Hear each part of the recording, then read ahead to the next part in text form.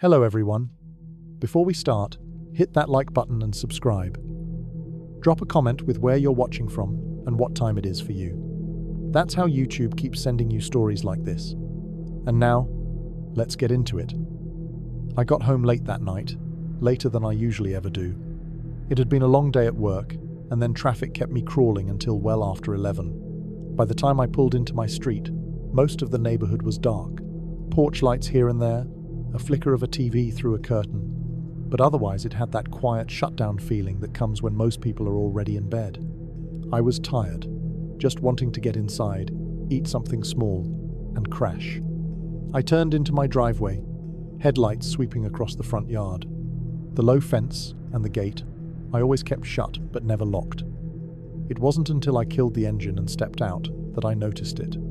My gate was closed like always, but hanging from the latch was a padlock, a solid one, silver and new-looking, the kind you'd pick up at any hardware store. At first, I thought maybe I was imagining it, but when I walked up and tugged the gate, it rattled and stayed shut. I bent down and looked closer. Yeah, it was locked. That was strange enough, but the thing that made my stomach go tight was that it wasn't my lock. I didn't own one like that. I had never locked that gate in my life. I stood there in the dark for a moment, feeling suddenly exposed. My own porch light was off, and I realized how quiet the street was. Just the sound of my own breathing, the faint hum of a street lamp buzzing somewhere behind me. I looked around. Every house seemed asleep. No movement, no cars passing. My neighbors' yards were just shadows.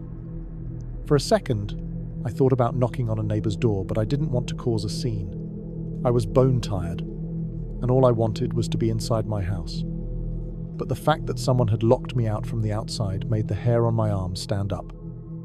I tested the lock, again, jiggling it hard, but it was solid.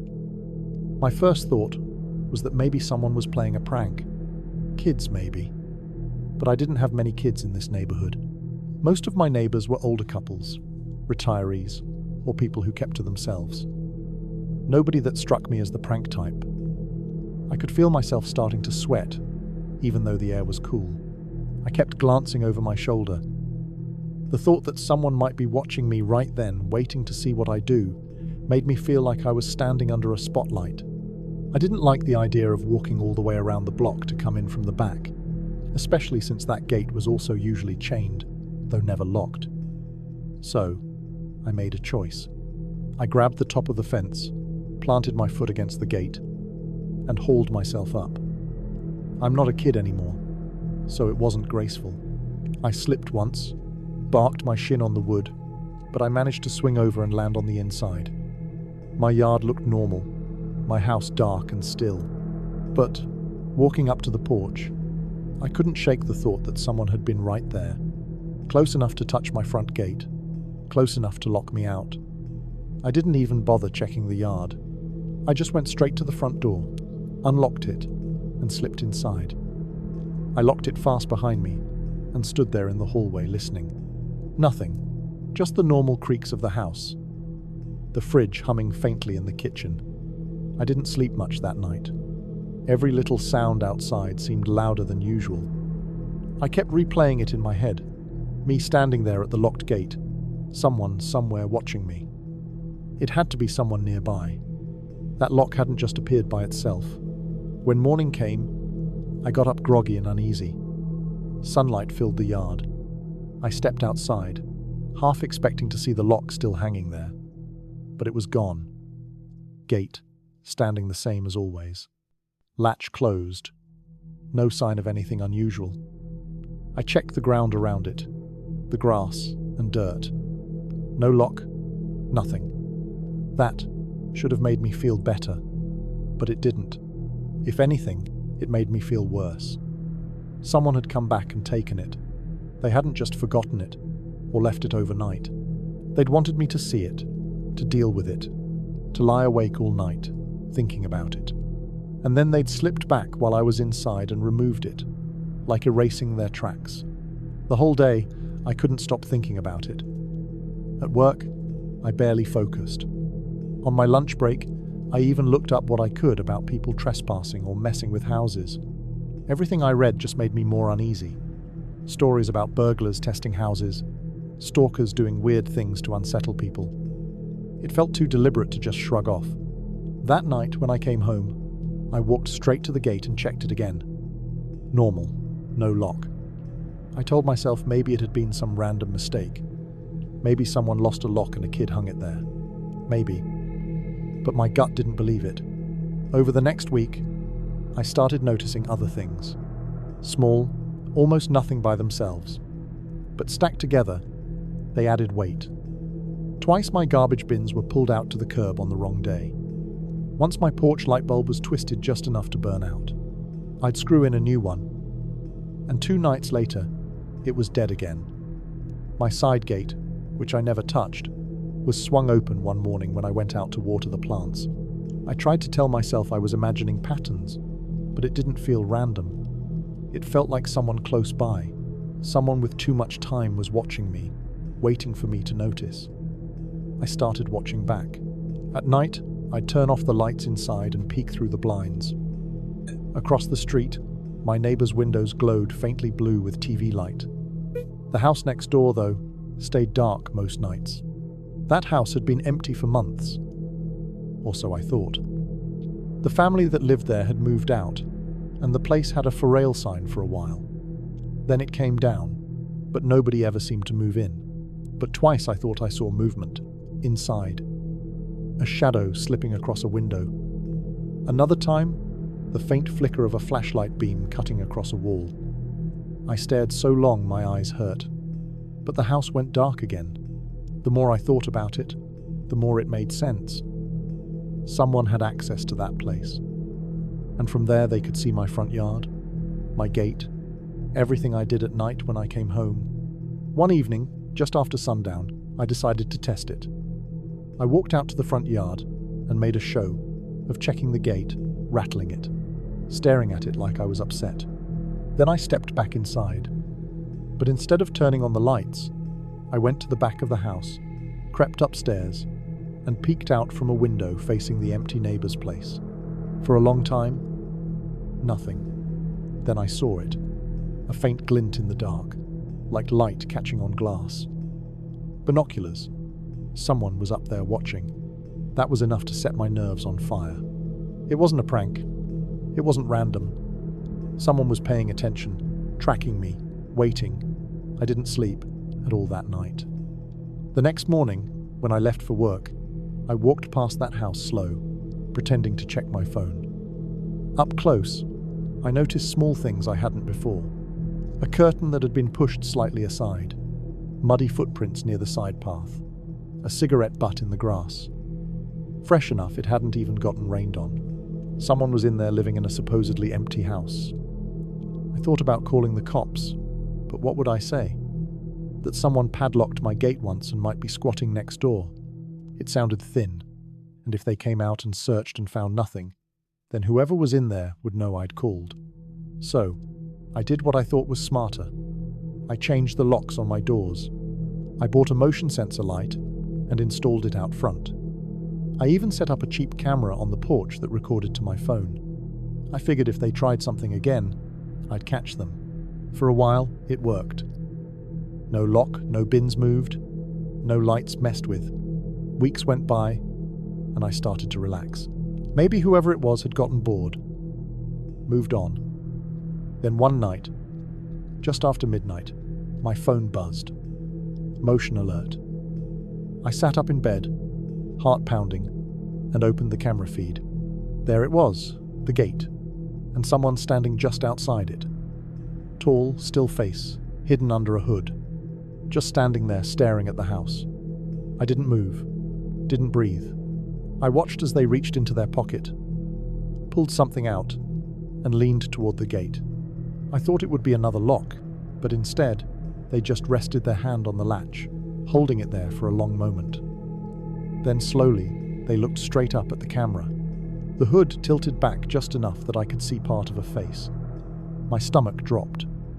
It was the neighbor from 2 houses down, the one I had barely spoken to in years of living here.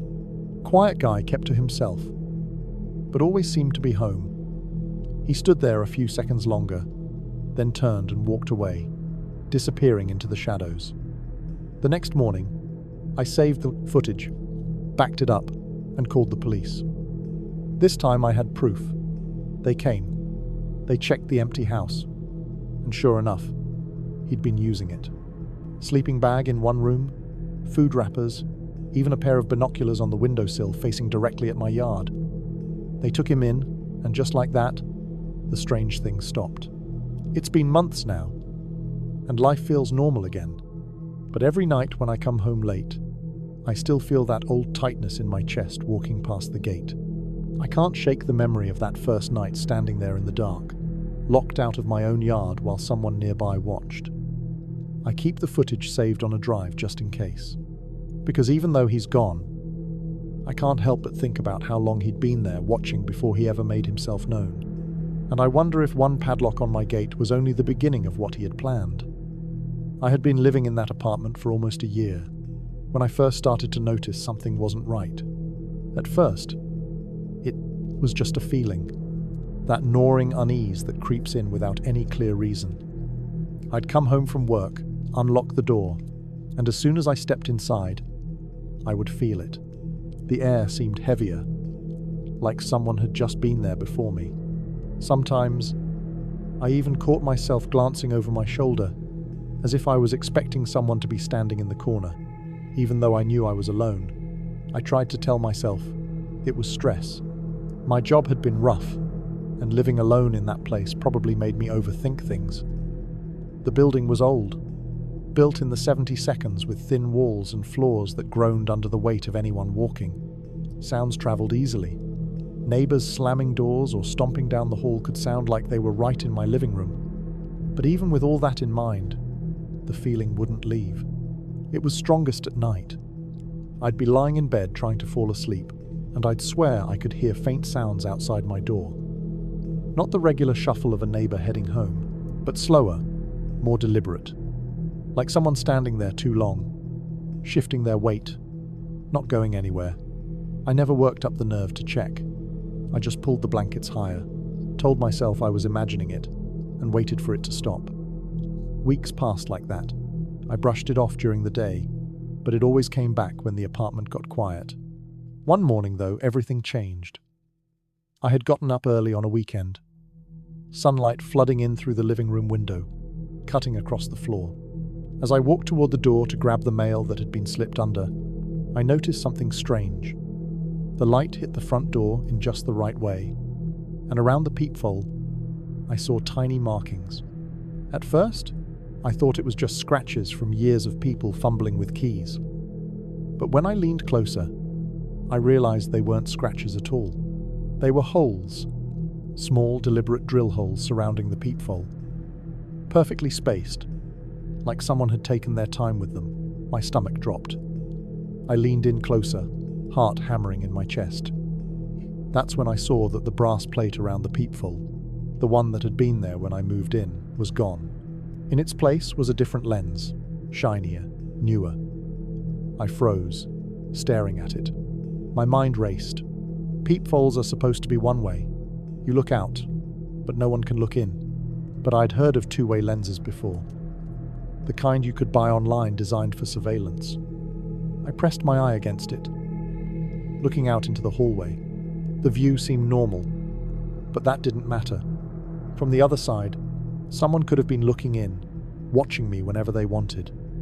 I felt my throat tighten. My first thought was, who did this? Who would go out of their way to remove a peephole and replace it? It had to be someone with access to the hallway, someone who lived here. I backed away from the door, scanning the apartment as if it suddenly wasn't safe anymore. My own space, the place I had been eating, sleeping, and living in now felt like it had been exposed, like all my privacy had been taken from me. I thought about the moments I'd walked around half-dressed, the times I had sat on the couch zoning out in front of the TV, even the times I'd cried quietly after long days. The thought that someone might have been watching all of that made me sick. I didn't go to the building manager right away. I wanted to, but fear kept me frozen. If someone had gone to the trouble of doing this, they might know I'd notice eventually. If I raised a fuss, it might make things worse. I kept telling myself I needed proof before I said anything. That night, I taped a piece of paper over the peephole from the inside. It gave me a small sense of control, but it didn't ease the tension. I barely slept, jumping at every sound in the hallway. The next morning, I checked. The paper was still there, unmoved. But when I left for work and came back later that evening, the tape was peeled off and the paper was on the floor. I stood in the doorway, staring at it, trying to breathe. Someone had come by while I was gone and made sure they still had their view inside. I didn't step inside right away. I just stood there, keys in my hand, listening. The hallway was empty, but I couldn't shake the idea that someone could be watching me right then from one of the other doors, just out of sight. Finally, I forced myself in, shut the door, and locked it. My hands were shaking as I put a chair under the handle. The next few days were hell. I didn't feel safe in my own place anymore. Every creak in the hallway felt like it was aimed at me. I noticed how one neighbor in particular, the guy who lived across from me, always seemed to be in the hall whenever I left or came home. He was quiet, pale, middle-aged, and I had never spoken more than a nod to him. But the way he lingered, the way his eyes flicked toward my door every time made my skin crawl. One evening, when I was coming back with groceries, I saw something that sealed it for me. I was fumbling with the bags, and the door swung shut before I could block it open. As I turned to unlock it, I caught sight of him. He was standing in his doorway across the hall, just barely cracked open, his eye visible through the gap, watching me. When he realized I saw him, the door clicked shut without a word. That night, I made my decision. I wasn't staying. I called off work the next morning and started packing. I didn't care about the deposit, didn't care about the hassle. I just wanted out. As I boxed up my things, I kept glancing at the door, half expecting it to rattle or burst open. When the movers came 2 days later, I felt a rush of relief just having other people in the apartment. The presence of strangers made me feel safer, less like prey. But even then, I caught glimpses of him across the hall. His door opened once, just enough for him to stand there in silence watching. The movers noticed too, one of them muttering under his breath. I didn't explain. I just urged them to hurry. By the time the last box was in the truck, my nerves were shredded. I walked through the apartment one final time, the empty rooms echoing. When I reached the front door, I paused and looked back. That peephole stared at me, a tiny black circle that had stolen weeks of my peace. I yanked the door open and stepped out, refusing to glance at the neighbor's unit. But as I locked it for the last time, I heard something, a soft click. I turned my head slightly, and there it was. The door across the hall cracked open again, just enough for an eye to peek through. This time, I didn't freeze.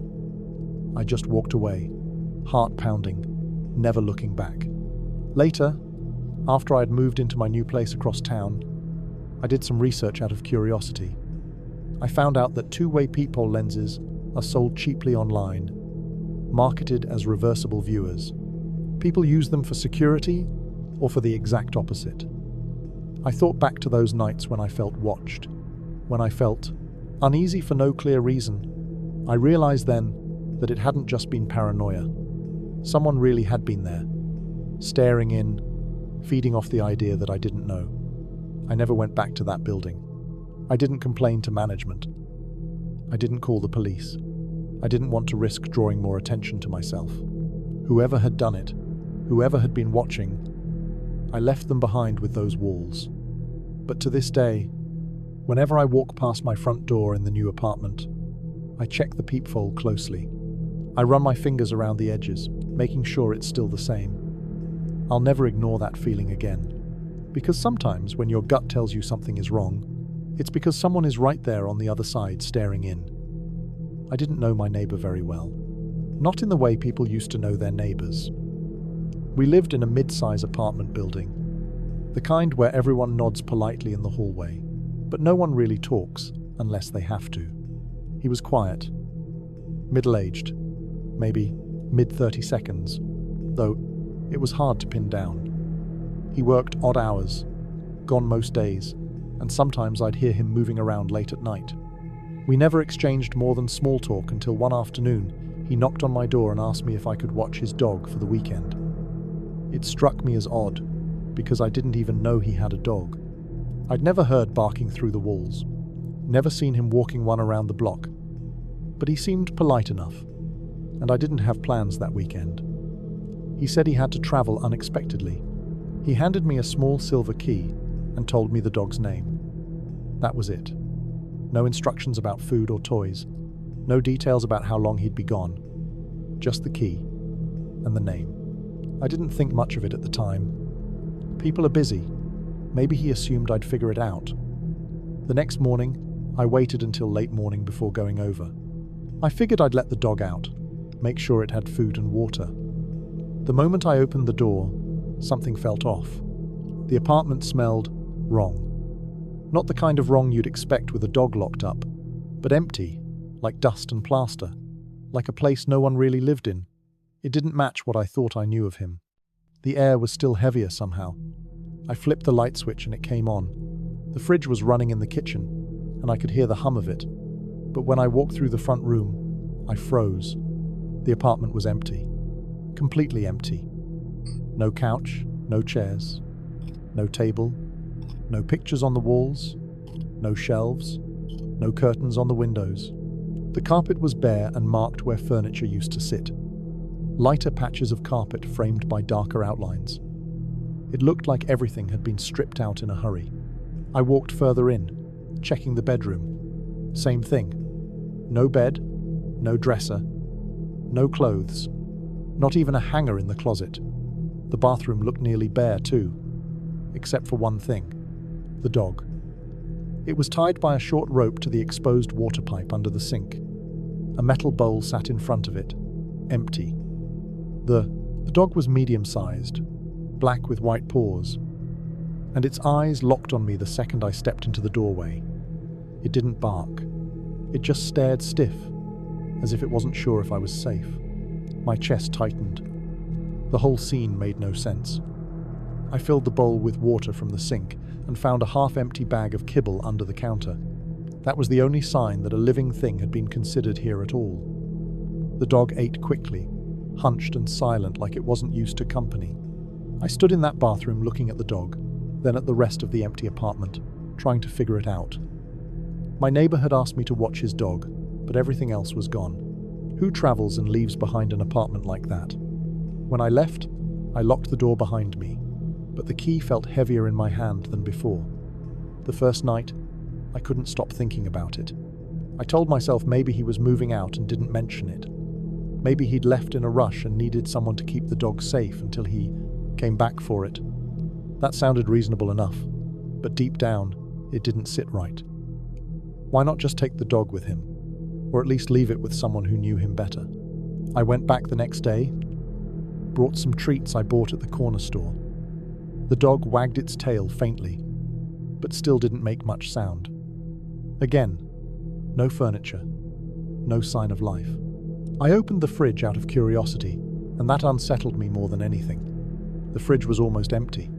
A few bottles of water, a jar of mustard, a carton of eggs with only 2 left. No milk, no leftovers, no groceries. It looked like someone had been erasing themselves. I stayed longer that time, walking through every room. The closets were empty. The drawers were gone. The windows were bare. Only faint scuff marks on the walls showed that anything had ever been there. By the 3rd day, the building itself started to feel different to me. I noticed how quiet his floor was. I noticed I hadn't seen him bring anything out. Hadn't seen movers. Hadn't heard a single sound of furniture being hauled away. When did he do it? How had he managed to clear everything without anyone noticing? I kept feeding the dog, refilling the water, but I couldn't shake the feeling I was stepping into a place that wasn't supposed to exist anymore. An empty apartment that technically wasn't empty because of the dog. On the 4th day, I checked the mailbox slots in the lobby. His was crammed full of unopened envelopes, some stamped with final notice warnings. I glanced at them, then walked away quickly, feeling like I'd crossed into something I shouldn't have. By the end of the week, No word from him. My nerves were stretched thin. I knocked on his door before unlocking it, half hoping he'd be back, but nothing. Same hollow air, same stripped rooms, same silent dog tied to the pipe. That night, lying in my own bed, I thought about calling the landlord or the police. But what would I even say? My neighbor asked me to watch his dog, but he disappeared and took everything with him. Maybe he was in trouble. Maybe he didn't want to be found. Still, there was something wrong about the way he left that dog. Something deliberate. Another few days passed. The dog seemed calmer with me, but the leash around its neck rubbed raw spots into its fur. I finally untied it, afraid it might try to bolt, but it only followed me around the empty rooms, clicking its nails against the floor. When I sat down against the wall, it laid near me, head on its paws. That was when it really sank in. This man hadn't just gone on a trip. He had abandoned everything except for the dog, and he had made sure someone else would walk into the apartment to find it. Me? Why me? I didn't sleep much after that. I thought about every time we'd passed in the hall, every short nod or half smile. Did he plan it from the beginning? Did he pick me because I seemed quiet? Like I wouldn't ask questions? The more I thought about it, the more I realized how little I knew about him at all. No friends ever came by, no family, no deliveries at his door, no noise, no visitors, no signs of life beyond the thin walls. The weekend stretched into a week, then two. No return, no phone call, no note. Just an empty apartment, and a dog that was slowly learning to trust me. One evening after feeding it, I sat on the bare floor in the living room and listened. The building was quiet, the fridge humming faintly in the kitchen. I looked at the walls, the scuffed outlines where pictures used to hang, and I realized something. He hadn't left quickly. He'd done this over time, slowly, piece by piece, removing every trace of himself, until all that was left was the dog tied up for me to find. I don't know what became of him. Maybe he ran from dead or worse. Maybe he wanted to disappear completely. Maybe the dog was never even his. I called the landlord, finally told him the situation. The police came, looked around, asked questions I couldn't answer. They took the dog to the shelter, though by then I almost wanted to keep it. They said they'd try to track him down, but weeks later, there was still no sign. His mail piled up until it stopped coming altogether. Sometimes I still think about that apartment. How wrong it felt walking through those stripped rooms with the hum of the fridge echoing louder than it should have. I think about the dog tied to the pipe, waiting in silence like it knew I was the one who would walk through that door. And I think about my neighbor, the man I barely knew, who one day decided to erase himself from the world and leave me with the only proof he'd ever been there. After that, I stopped nodding politely to neighbors in the hallway. I don't want to be chosen again. I first noticed it on a Tuesday night. I had been up late, sitting on the couch, scrolling on my phone, the TV playing low in the background. It was quiet in the building that time of night, the kind of still silence that only old apartment complexes get when you can hear the pipes clicking and the occasional elevator door opening far down the hall. My clock on the wall read 2:14 a.m. when I heard it. 2 short knocks on my front door. Not pounding, not tapping, but 2 firm, quick knocks. I froze, my phone still in my hand. Nobody ever came by at that hour, and the sound of it cut through the quiet in a way that felt wrong. I waited a few seconds before standing up. Didn't say anything. Didn't ask who it was. I just walked over and leaned toward the peephole. Nobody. The hallway outside was empty, lit only by the dull yellow glow of the overhead lights. I stood there for a while, watching. The old carpet stretched both ways, and the metal doors all looked the same, lined up in perfect rows. Nothing moved. Eventually, I told myself it must have been something else. A sound carrying through the pipes. Maybe someone knocking on another door and the noise bouncing. I went back to my couch, tried to let it go. But a part of Me stayed tense until I finally went to bed around 4. The next night, same thing. I had been asleep this time. The sound woke me sharp and clear, and I sat up in bed with my heart racing. I looked at the clock. Do you 14A? M? Exactly. I got up, walked barefoot across the cold floor, and peered through the peephole again. Same as before. Empty hallway, not a sound, but the faint hum of the light outside. It kept happening every night at the same exact time. 2 knocks, no more, no less. Always 2:14 I tried different things. I stayed in the living room, sitting close to the door, thinking maybe I'd catch whoever it was. But each time I looked out, nothing. After a week, it had me on edge. I wasn't sleeping right anymore. I jumped at every sound in the building, every creak of the wood and buzz of the heater. My mind kept circling the same questions. Who would knock like that? Why that time? Why never anyone visible? On the 8th night, I decided I was going to open the door, the second I heard it. No hesitation, I sat by the door with the chain already off, one hand resting on the knob, waiting. I kept checking the clock. My body felt wired, every nerve on edge. Then, like clockwork, the knocks came, 2 sharp raps against the wood. I twisted the knob and yanked the door open in one motion. For half a second, I saw nothing but the empty hall. Then, I noticed movement. My neighbor from across the hall. He wasn't standing at my door. He wasn't even close. He was halfway down the stairs at the end of the hall. His body turned just enough that I knew he'd been watching me. The second our eyes almost met, he dropped his gaze and kept walking, disappearing down the steps without a word.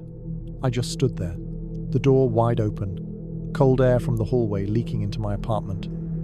My heart pounded so hard I could feel it in my throat. The neighbor's name was Paul. He had moved in maybe 6 months before.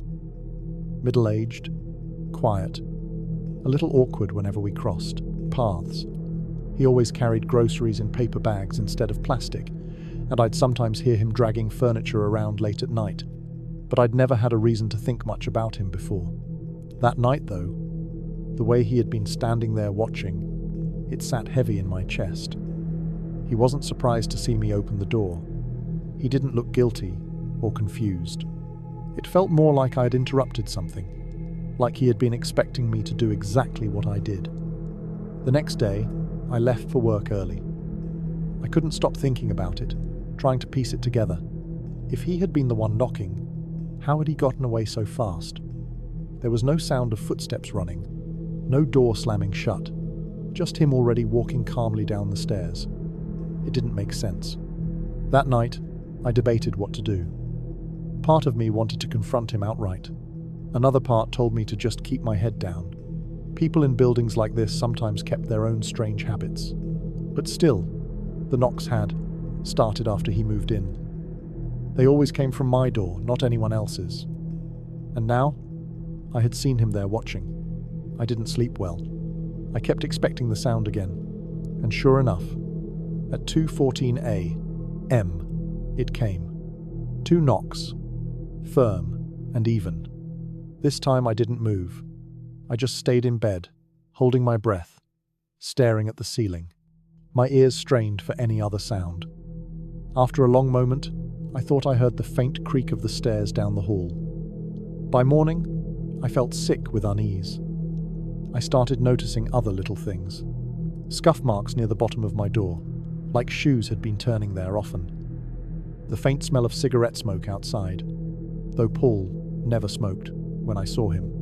Once coming home late, I found a small scrap of folded paper tucked near the door frame, blank, like someone had slipped it there and then thought better of it. I didn't tell anyone. How do you explain something like that without sounding paranoid? My neighbor knocks on my door at 2:14 every morning, and then disappears. It didn't sound real, even to me. The night stretched on like that. Everyone the same. The knocks came. I either ignored them or sat frozen, staring at the door. I started leaving lights on, the TV running, anything to fill the silence. I avoided Paul whenever I could, timing my trips out so I wouldn't run into him. Still, I caught him watching sometimes. Once, as I locked my door, I felt eyes on me and turned. He was standing in his doorway, pretending to fiddle with his keys, but looking directly at me. The worst was when I realized he knew my schedule. I'd come home from work and hear his door open a second later. I'd take my trash down and hear him step into the hall. Always close, always near, never saying a word. It reached a breaking point after almost a month. I woke again to the knock, sharp and sure. My nerves were shot, my body exhausted. Something in me snapped. I couldn't keep letting it happen. I pulled on a sweatshirt, grabbed my phone, and opened the door as fast as I could. The hallway looked empty, but down the stairs, I caught it again. Paul, standing in the shadows by the exit, not moving, just watching. I held his stare this time long enough that he finally turned and pushed out the door. That morning, I went straight to the building manager. I told him everything. The nightly knocks, the timing, the way Paul lingered and watched. I didn't care if I sounded paranoid anymore. I needed someone else to know. The manager's face stayed flat as I talked, but when I finished, he sighed. He told me I wasn't the first to bring up complaints about Paul. Other tenants had mentioned strange behavior, loitering outside doors, moving around at odd hours, staring through peepholes. He promised to look into it. 2 days later, Paul was gone. His door was left open. The apartment stripped bare. No furniture, no clothes, nothing. Just like he had vanished overnight. That was the last time I ever heard the knock at 2:14 But for weeks after, I'd wake up on my own at that exact time, heart pounding, waiting for the sound that never came. And when I left for work in the mornings, I always felt a tightness in my chest walking past his empty apartment. The door closed now, the number plate dull under the hallway lights. Because even though he was gone, I couldn't shake the thought that he had chosen me. That for some reason, in this whole building, he had stood outside my door every night at the same time, waiting for me to open it. And the part that still keeps me awake sometimes is knowing I don't have an answer for why. I lived in an old apartment building with a shared basement. It wasn't the kind of basement people hung out in. The concrete walls were stained. The pipes ran overhead, and the lights buzzed when they felt like it. Most tenants only went down there to get something out of their storage cages or to put away boxes they didn't want cluttering up their place. My cage was halfway down the row. Nothing special about it. A thin wire door with a padlock the same as everyone else's. One evening, I decided to go down there to grab a box of winter clothes. The sun had already set outside, and the hallway lights upstairs were dim. I carried my spare key down with me, the one I kept on a small ring, just for the basement lock. The stairwell smelled like dust and damp, and when I pushed open the basement door, the air hit me heavy and stale, like concrete soaked with old water. The light inside wasn't much better. A few overhead bulbs worked, but the others flickered or stayed dead. Shadows collected in the corners, and the whole place had that hollow sound where every step seemed to echo back at you. I turned down the row of storage cages, my cage about 6 doors down. That was when I noticed it. A chair, one of those cheap plastic ones with metal legs, had been pulled right in front of my cage. It was facing directly at it. On the seat sat a white, disposable coffee cup, the kind you get from a gas station. At first, I thought it was just trash, and someone left. But then I got closer. The cup was still warm. I froze. The chair wasn't there before. I had been down a few days earlier to drop off some tools, and there hadn't been any furniture like that in the basement. The cages had boxes, old furniture, bags of clothes, but no chairs lined up in the hallway. Someone had dragged it there and put it facing my cage. Someone had sat there. I crouched and put a finger to the cup. It wasn't just warm. It felt freshly used, like someone had been holding it only minutes earlier. My stomach twisted. That meant whoever had been sitting there was probably still nearby. I looked around the basement, my ears straining from movement. Nothing. Just the low hum of a light and the faint drip of water from some pipe in the corner. The cages stretched in both directions, their thin wire doors making it easy to see inside. No one stood in the hallway. But the thing about that basement was that it wasn't just cages. There were alcoves, gaps between the concrete supports, little blind spots where someone could stand back just enough to stay hidden. I suddenly hated how dark it felt down there.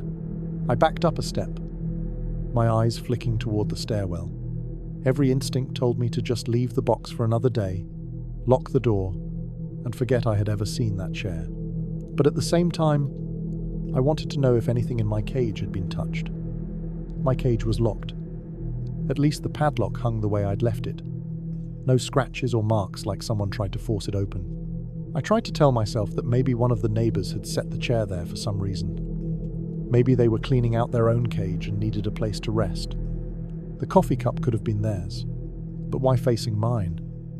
Out of all the cages, why would someone sit there watching the inside of mine? I forced myself to unlock the padlock. The sound of the metal snapping open, echoing far too loud in that quiet basement. My hand was sweating as I swung the wire door open. The boxes inside looked untouched. My old lamp, the stack of books, the tool chest, all in the same places I remembered. I pulled out the box of clothes quickly, shoved the door closed, and locked it again.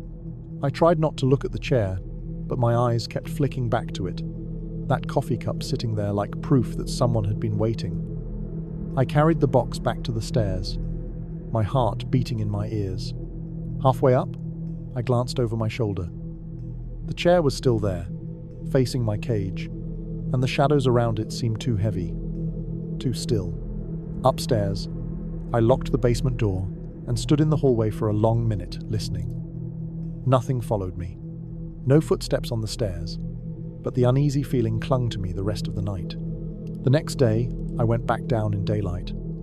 The basement windows let in a thin grey light during the day, and it made the place feel less closed in. The chair was gone. So was the cup. Not thrown into the trash, not tipped over, just gone. I asked a couple of neighbors later that week if they had moved anything in the basement. Everyone shook their heads. Nobody admitted to bringing a chair down there. That should have been the end of it, but the thought stuck in my mind. The idea of someone sitting in the dim basement sipping coffee, staring at my cage. The warm cup told me they hadn't been gone long, which meant they could have been watching me when I walked in. I started noticing smaller things after that. The padlock on my cage seemed to sit at a slightly different angle, like someone had touched it. A box inside looked shifted an inch or two, though I couldn't be sure if I had just imagined that. Once I found a footprint in the dust near my cage, larger than mine. I stopped going down there at night. I would wait until morning when other tenants might be around. Even then, I hurried, never lingering longer than I had to. One evening, about 2 weeks later, I heard the basement door shut while I was in the hallway. I froze. The sound was clear and metal, meeting metal, heavy and deliberate. I hadn't seen anyone go down there. I stepped closer to the stairwell just enough to hear. There was movement below. Not loud, not rushed, just the scrape of a chair leg sliding across concrete. I didn't wait. I went back inside my apartment, locked the door, and called the building manager. I told him someone had been leaving things near my cage, moving stuff around. He brushed it off, said probably another tenant using the space. Nothing to worry about, but I knew what I'd heard. A few days later, the chair appeared again. This time, it was 3 cages down from mine, turned slightly toward the hallway. No cup, no trash, just the chair. Like someone wanted to remind me they hadn't gone anywhere. I couldn't take it anymore. I bought a motion sensor camera, the kind with night vision, and mounted it inside my cage pointed through the wire mesh at the hallway. I figured if someone came back, I'd finally know who it was. The first 2 nights, nothing. Just empty footage of shadows and dust floating in the light. On the 3rd night, though, the sensor picked up movement. The recording showed a man tall, wearing a dark jacket. He walked slowly down the hallway, dragging the same chair I'd seen before. He set it down directly in front of my cage, sat and just stared for 30 minutes. He didn't move. He didn't check his phone, didn't shift around, just sat there, eyes fixed on my cage like he was waiting for something. When he finally stood, he leaned forward toward the wire door. His face was close enough that I could see the outline in the dim light. Then he reached out, touched the padlock once, and walked away, dragging the chair out of frame. I took the footage to the building manager. He watched it, his face tightening. He didn't recognize the man, said he didn't look like any tenant he knew. Security wasn't tight in the building, the back door lock often jammed, and anyone could slip inside if they tried. That night, I couldn't sleep. Every sound from the hallway felt like footsteps. Every creak in the walls felt like someone trying my door. I kept seeing the man's stillness in my head, the way he sat without moving, staring at my cage like it wasn't storage, but something more. The manager replaced the basement locks, but it didn't make me feel safer. I stopped using the basement altogether. The boxes down there could rot for all I cared. A month later, I moved out.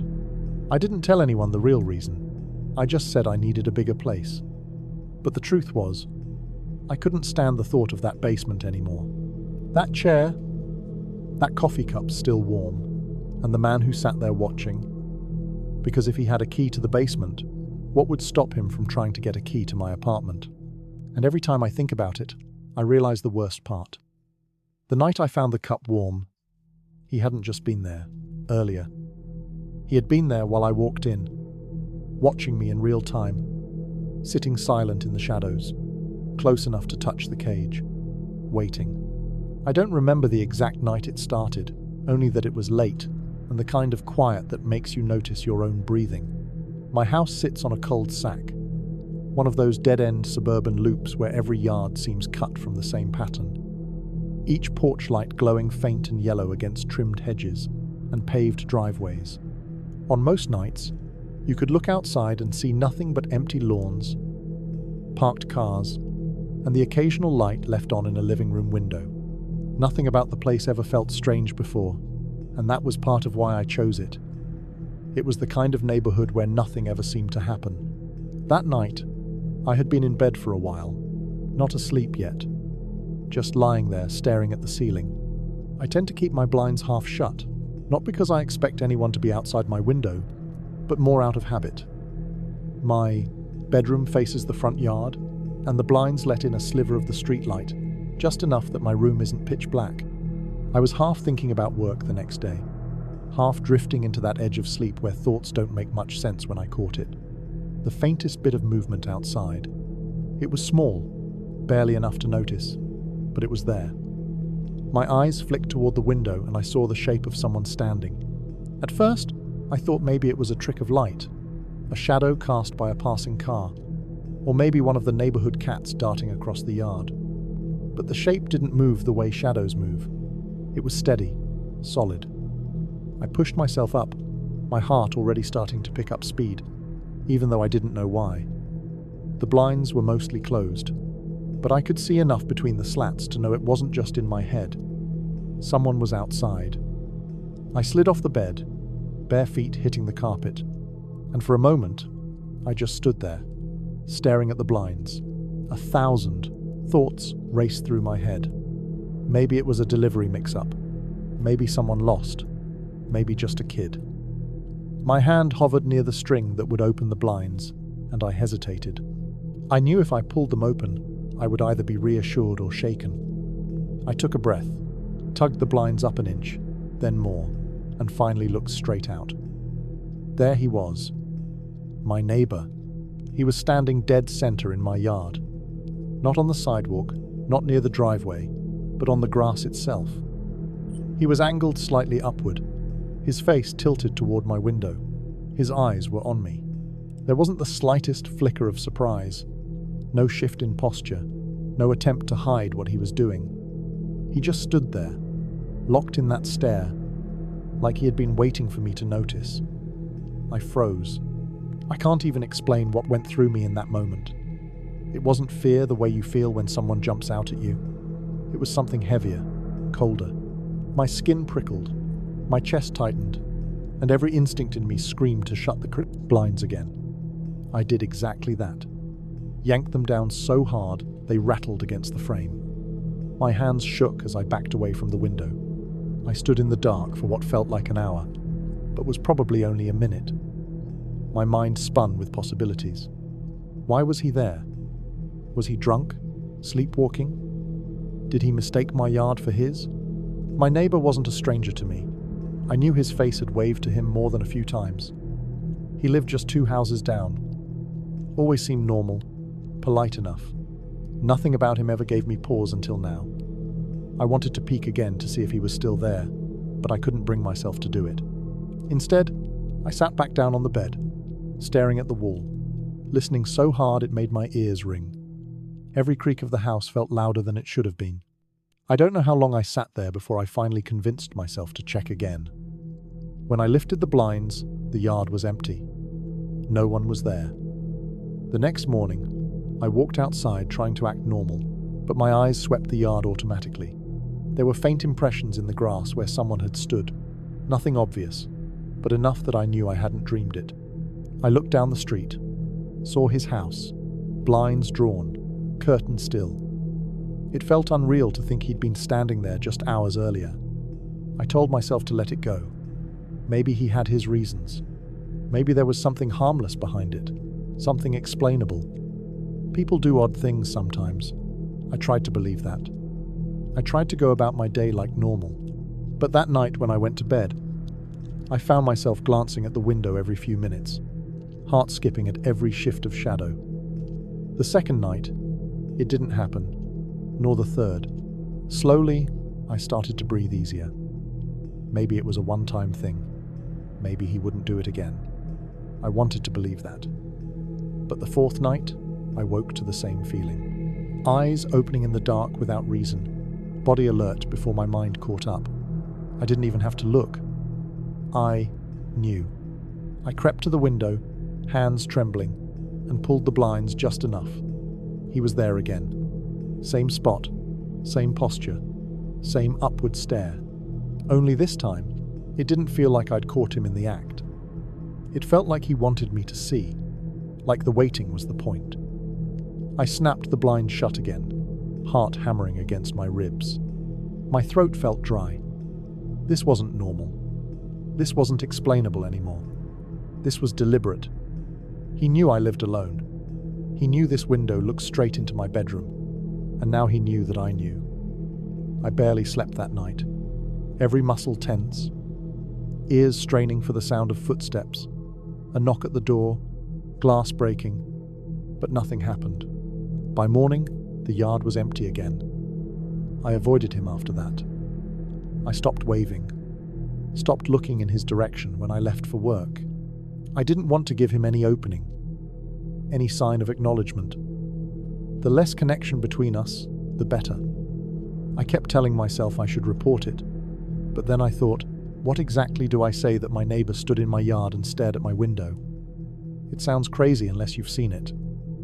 I didn't have proof. No photos, no videos, just the memory of those eyes fixed on me. It went on like this for weeks.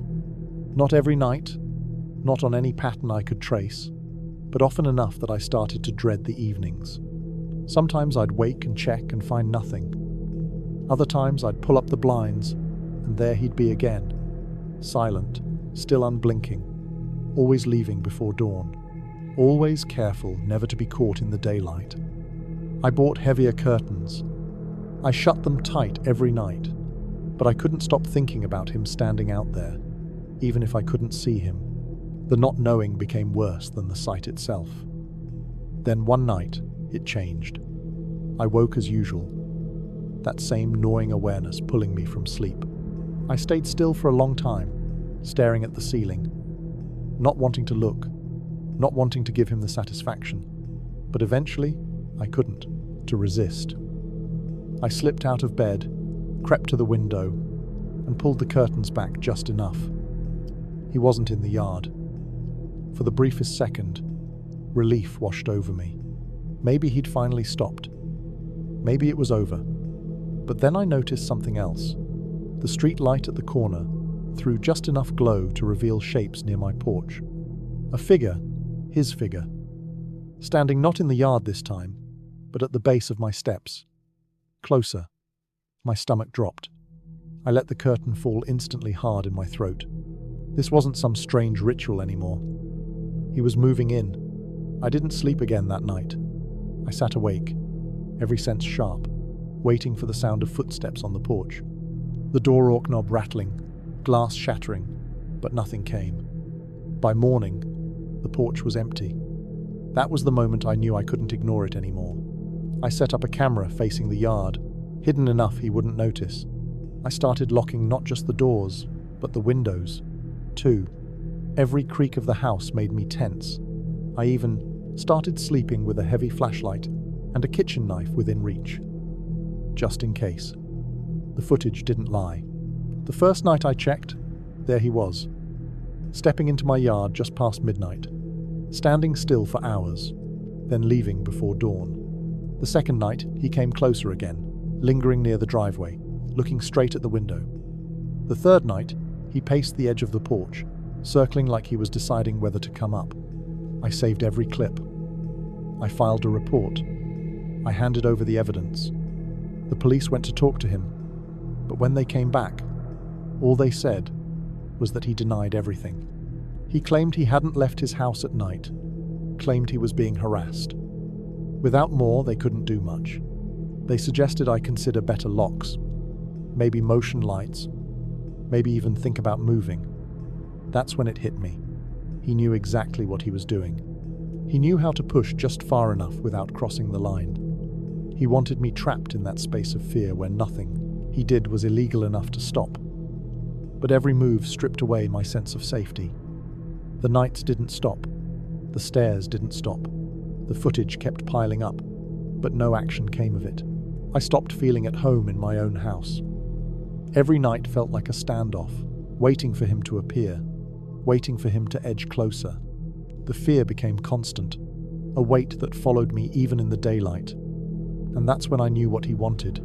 Wasn't to break in, wasn't to hurt me outright. It was worse than that. He wanted me to live with the knowledge that he could any time he chose. He wanted me afraid. He wanted me broken down. So, I did the only thing left to do. I moved, packed what I could, left behind what I couldn't, and found another place across town.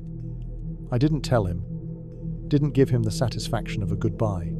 I was taking out my garbage late in the evening, the way I usually did when the house got too quiet, and I needed a reason to step outside. My street wasn't loud at night, but there was always some movement. Neighbors closing blinds, car doors slamming, the faint hum of televisions through walls. The air was cool, and the streetlights painted everything in a dull orange haze. I carried the heavy bag down the driveway, the plastic pulling at my hand. When I reached the bins near the curb, I noticed something strange. Next to my neighbor's bin, not in it, but resting against the side, was a black trash bag. It was big, tied at the top, bulging in places as if stuffed full of something heavy. At first, I thought nothing of it. People left bags outside of bins all the time when they were full. But just as I started to toss mine in, I saw it shift. It wasn't the wind. The plastic moved in a way that looked deliberate. A twitch like something inside was pressing against it. I froze, holding my bag above the bin. Then came the sound. A muffled thud, followed by a faint noise too low to make out, but too clear to be nothing. It was the kind of sound a person makes when they're gagged or struggling to breathe. My heart kicked up fast. I stood there, my eyes locked on the bag, trying to make sense of it. I thought maybe it was an animal, a dog or cat, trapped inside. It was cruel, but some people were cruel. I glanced at my neighbor's house. The curtains were drawn, the porch light off, the place looking quiet as usual. He wasn't the kind of person who talked much, just gave nods when passing. His yard was always tidy, his trash always neat. That made the bag look even more out of place. I set my own garbage into the bin and backed away, my head buzzing with what I'd just seen. I thought about going over, untying it, but fear held me back. I told myself I'd circle back after a few minutes, maybe with gloves, maybe with my phone ready in case I needed to call someone. I went back inside, the sound of my own heartbeat pounding in my ears. I washed my hands at the sink, staring out the kitchen window toward the street. My mind kept running through what it could be. Trapped pet, a sick prank, something darker. 5 minutes, felt like half an hour, before I finally worked up the nerve to step outside again. The street was just as quiet, the glow of the lights making the asphalt shine in patches. I walked quickly down my driveway, eyes already fixed on where the bag had been. My stomach sank. It was gone. Not tipped over, not ripped open, gone. The space next to the bin was empty. Not even a scrap of black plastic left behind. My neighbor's bin sat there like nothing had been different at all. I stood there in the cool night air, staring at the blank spot of sidewalk as if I'd imagined everything. But I knew I hadn't. I knew what I'd seen. The first thing I did was look up and down the street. Nothing. No one walking. No cars passing. Every house looked sealed off. Blinds down. Porch lights out. I stepped closer to the bin, squatted down, even shined the flashlight from my phone around. Nothing. Not a drag mark, not a ripped piece of plastic. As if it had vanished, I tried to shake it off. I told myself maybe my neighbor had come out while I was inside and taken it back. Maybe loaded it into his garage. That thought didn't calm me. It made me feel worse. Why would someone bring a bag back inside after it was already at the curb? The next day, I found myself watching his house more than usual. His blinds stayed closed. His car was parked in the driveway, but I didn't see him come or go.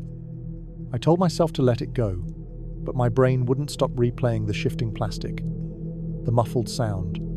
I barely slept that night, waking up every time I thought I heard something outside. On the third night, I was up late at my desk working on the computer. Around midnight, I got up for water and glanced out the front window. My neighbor was outside.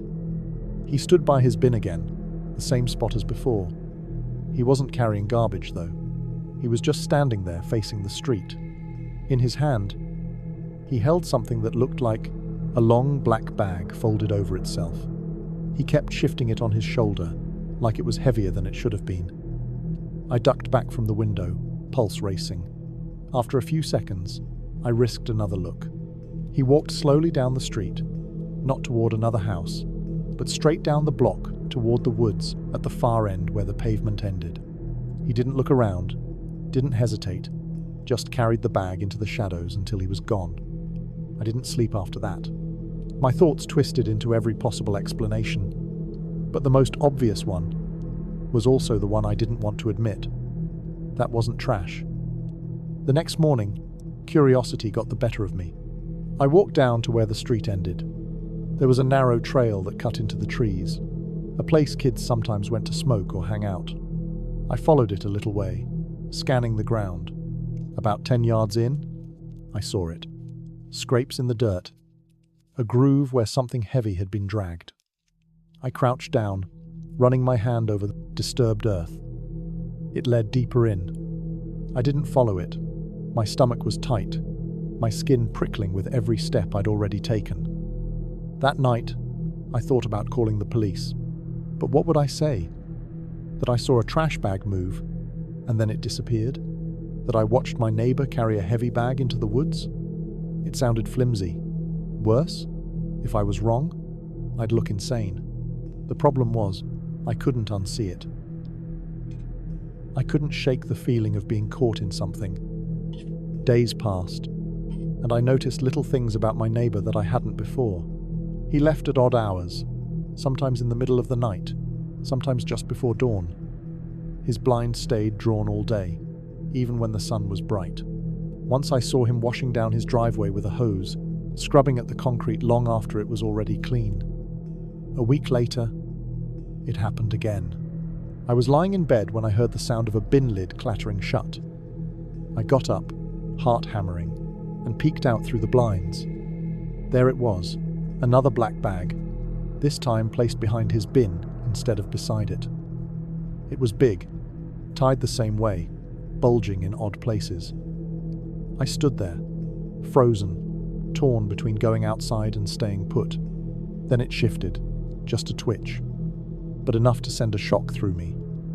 I backed away from the window, breath shallow. When I looked again a few minutes later, he was out there. No hesitation this time. He lifted the bag, struggled with its weight, and slung it into the trunk of his car. He drove off without turning on his headlights until he was halfway down the block. I couldn't sleep after that. I couldn't stop thinking about the sound I'd heard, the way the bag had moved. And the worst part was knowing that whatever was inside, it wasn't there anymore. It was gone, taken somewhere I couldn't see. The next morning, I made myself walk to the woods again. This time, I went deeper. The trail forked, and I followed the path that looked the most disturbed.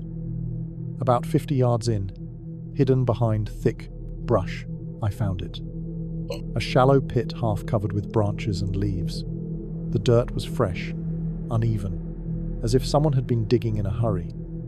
I didn't need to dig to know what it was. The smell hit me before I could get closer. Sour, heavy, the kind of smell that doesn't leave your nose once it's there. I stumbled back, gagging, my chest tight. I didn't look closer. I didn't want to. I ran back up the trail, my legs shaking, my hands trembling so badly I could barely pull my phone from my pocket. I stood at the edge of the street, staring back into the woods, my thumb hovering over the keypad. I thought about everything I'd seen. The shifting bag, the muffled sound, the dragging marks, the pit. I knew what it added up to. I knew I had to do something. For the first time in my life, I called the police. I gave my name, my address, and everything I'd seen. My voice shook as I told them about the bags, about my neighbor, about the trail into the woods. They said they'd send someone out. That night, my street was lit up with flashing red and blue lights. Officers moved in and out of the trees with flashlights, marking the ground with tape. My neighbor's house was surrounded. His car searched, his bins opened. I watched from behind my blinds, heart pounding with every movement. When they finally let him out in handcuffs, his face blank, his eyes dark, I felt a wave of nausea crash over me. Because I realized then that if I hadn't taken my garbage out that night, if I hadn't seen the bag shift, I never would have known. And if I hadn't spoken up, those bags would have kept disappearing into the dark, one after another, with no one ever asking why.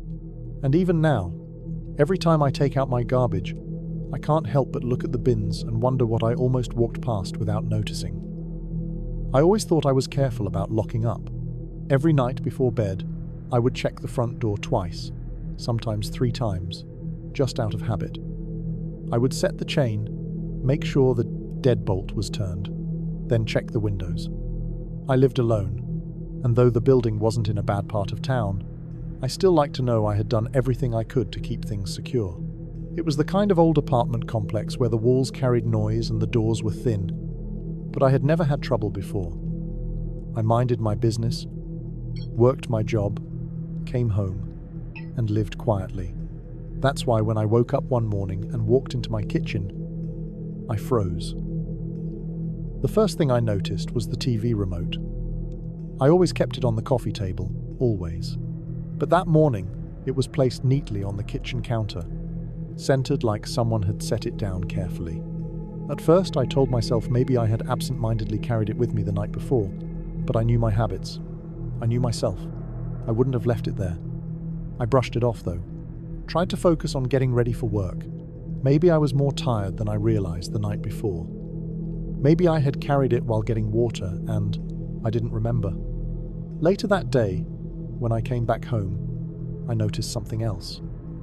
My shoes, which I usually just left near the couch, were lined up perfectly by the door. Both pairs side by side, toes pointed out like someone staging them for a picture. That detail made my stomach turn. I lived alone. I had no reason to move them like that. I stood staring at them for a long while before finally slipping past and pretending not to see. I told myself again that maybe I had done it without thinking, but deep down, I knew better. Over the next week, more little things started happening. The dish towel that usually hung on the oven handle would be folded differently. A mug I had left in the sink would be dried and sitting in the cupboard. Nothing big enough to prove anything, but small enough that I couldn't ignore it. It felt deliberate. It felt like someone wanted me to notice. I started to double-check everything before I went to bed. I'd take mental pictures in my head of how the living room looked, where I left my keys, how the rug lay on the floor. Every morning, something would be different. Not always big, but always noticeable. One night, I set a small piece of paper balanced on the door handle from the inside. If anyone opened the door, it would fall. I woke up, and the paper was on the floor. The door was still locked, the chain still in place, but the paper wasn't where I had left it. I sat in silence for a long time, staring at it, my chest tight. Someone had been inside. The thought that my apartment wasn't really mine anymore made my skin crawl. I checked the windows again, even though I had already nailed them shut months ago for safety. I checked the locks again. I couldn't figure out how anyone was getting in. I changed the way I lived. I barely slept, staying awake until exhaustion forced me down. Every creak of the building set me on edge. I started leaving lights on, something I had never done before. Still, the changes kept coming. My things weren't mine anymore. My space didn't belong to me. Finally, I went to my landlord. I told him everything. All the strange changes, the way I knew someone was coming in. He looked uncomfortable, like he wanted to wave me off, but I pressed harder. After a moment of silence, he admitted something that made my blood run cold. Years ago, when my neighbor across the hall moved in, he had asked for a spare key just in case. He never thought much about it and had handed one over. He never asked for it back. My neighbor still had it. The weight of that sank in hard. I thought about every time I had left for work, every night I had been asleep, every moment I thought I was alone. I thought about how quiet the changes had been, how careful my neighbor hadn't stolen anything. He hadn't trashed the place. He just came in, over and over. He moved things just enough for me to know. That was the point, to let me feel it, to know he could do it whenever he wanted. My skin felt tight, like I was wearing something that didn't belong to me. That night, I couldn't sit still. Every sound in the hallway made me freeze. I turned my locks again and again, knowing it didn't matter. He had the key. He could walk in any time, whether I was awake or asleep. I dragged a chair under the door handle and wedged it there. Even though I knew it wouldn't stop someone determined, I didn't sleep at all. I sat on the couch, staring at the door, waiting for the knob to turn. In the morning, I packed a bag. I couldn't stay there, not even another night. I took what I needed, walked out, and didn't look back. When I closed the door behind me, I knew he would see I had left in a rush. Maybe he'd know I had figured it out. Maybe that was what he wanted. I didn't care. I didn't go back. I found another place far from that building, far from that neighbor. But still, even now I check my locks 3-4 times a night. I line things up in a certain way before bed.